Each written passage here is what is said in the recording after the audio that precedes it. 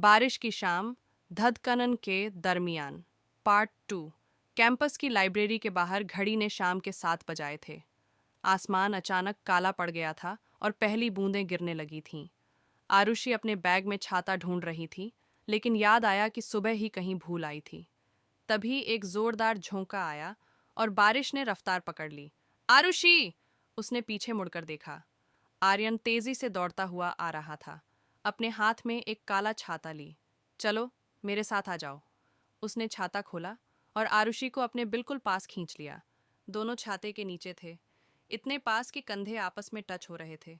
बारिश तेज थी, पर उस छोटे से छाते में एक अलग ही दुनिया बन गई थी। आरुषि ने नीचे देखा, उसके जूते पूरी तरह भीग चुके थे।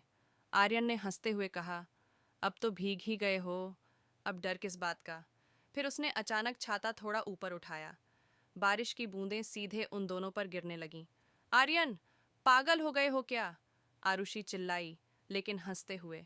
हाँ, तेरे लिए तो बिल्कुल पागल हो गया हूँ, उसने कहा और उसकी आंखों में देखते हुए एक कदम और करीब आ गया।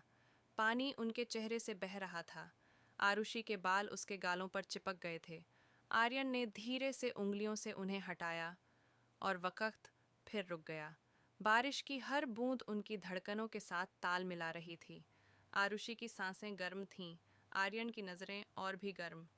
मुझे डर लग रहा है, आरुषि ने फुसफुसाते हुए कहा। किस बात का? आर्यन ने पूछा। उसका अंगूठा अब भी उसके गाल पर था। इस फीलिंग का, कि ये इतना सच्चा है कि कहीं खो न जाए। आर्यन ने मुस्कुराते हुए उसका हाथ फिर से थामा, इस बार बहुत कसकर। खोने नहीं दूंगा, वादा है। फिर उसने धीरे से अपना माथा उसके माथे से टिका दिया। दोनों की आंखें बंद थीं। बारिश तेज हो रही थी, पर उन दोनों के बीच की गर्मी उससे कहीं ज्यादा थी।